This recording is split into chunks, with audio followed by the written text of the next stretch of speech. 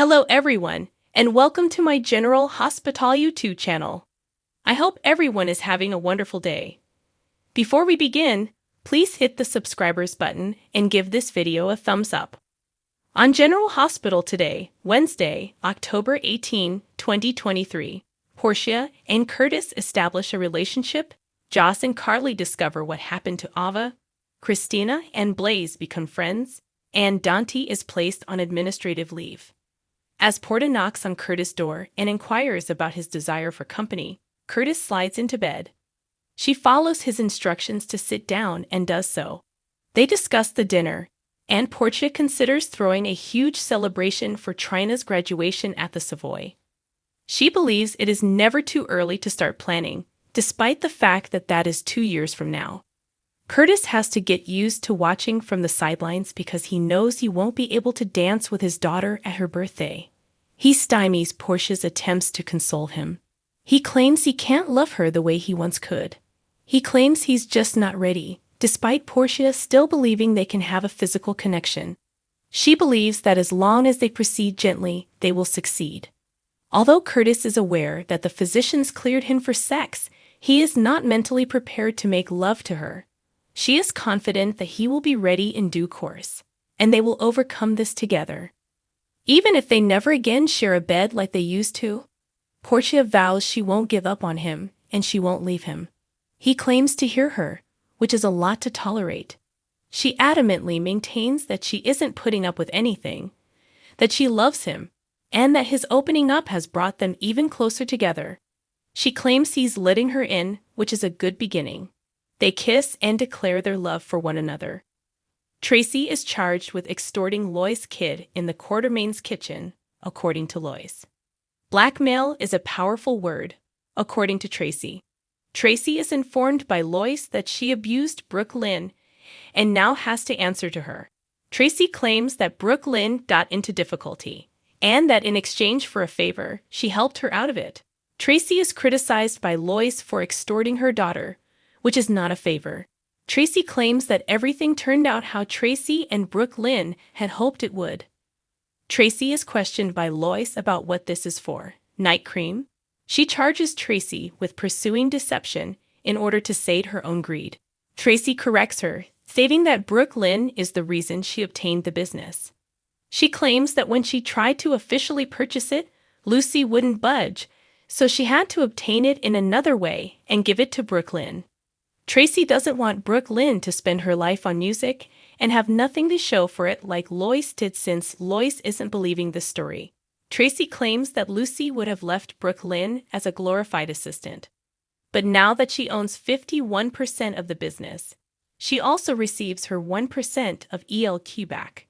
Brooke Lynn won't be interested in owning any stock in this business, claims Lois.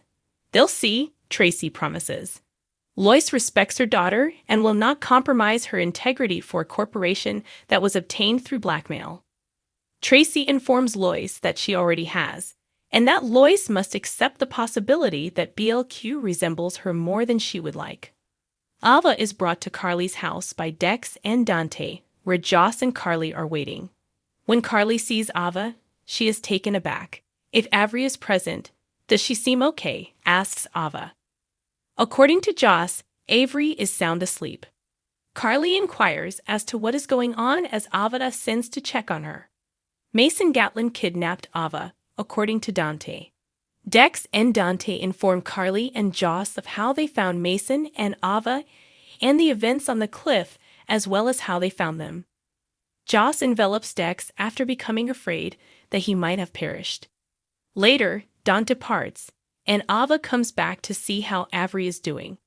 Ava is given the assurance by Joss that Avery is unaware of what happened tonight.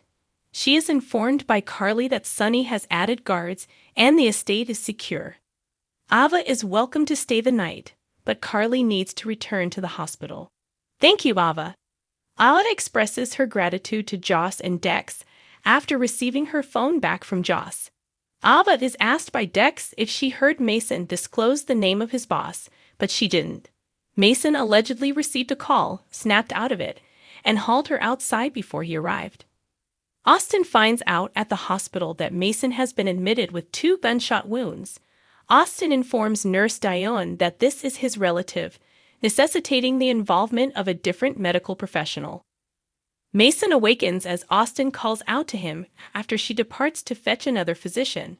"Where is Ava?" Austin queries. The doctor examines Mason later and informs him that he is fortunate that the bullets missed his spine. Austin inquires once more about Ava while they are alone. Mason acknowledges his ignorance. Mason can only recall Ava yelling when he was shot. Mason is told to go up to the OR when the other doctor comes back. Jordan enters the scene just as Dante is going to enter Mason's room and warns him not to. She instructs him to return home because his situation has changed. She is reminded by Dante that she is no longer the commissioner. Jordan claims that Mac phoned her because the Potoc Police Department is upset with him for showing up in their territory and taking matters into his own hands. She claims that this will pass after the inquiry clears him. He requests an inquiry. She tells him that this is typical practice because he shot a civilian. She tells him to leave since he is on administrative leave. When Austin comes into Jordan, he inquires of her about the status of his cousins and Ava's relationship. She gives him the details, and he then picks up a phone to call Ava. She disregards his ring. Jordan later queries Austin about Mason's kidnapping of Ava. He maintains he doesn't know, and that his cousin has always been unpredictable. Sam pays a visit to Drew and brings a present from Scout. She received it as the year's top swimmer. Sam claims Scout won it for him, and he is so proud of her. It will be hung in his office, he says. When Carly gets to the hospital, she spots Sam and Drew. Following Sam's departure, she calls Sonny to update him before going inside to check on Drew. Ava continues to reject calls from Austin at Carly's house. She then clears off all of her alerts. Joss questions Dex outside about how close he came to falling off the cliff. He claims that Mason was challenging to defeat, and that if Dante hadn't arrived, he would have crossed the border. She sent Dante after him, and he owes her his life for that. They then kiss. When Dante gets home, he discovers Sam reading in bed asleep. She is awakened when he removes her spectacles. She claims she made an effort to stay awake, but he assures her that it's okay, and that he is also eager to put the day behind him. He tells her about being put on leave after shooting a person who might not survive. As he gets into bed with her, he claims that Carly is calling Sonny to let him know what happened. Sonny and Nina share a bed on the island. She enjoys seeing his joyful expression, which is so relaxed given how worried he has been lately. Sonny claims that a scenario has been ongoing for far too long, but he plans to put an end to it when he gets home. Sonny is asked by Nina to leave the Port Charles situation alone and focus on being with her right now. They embrace.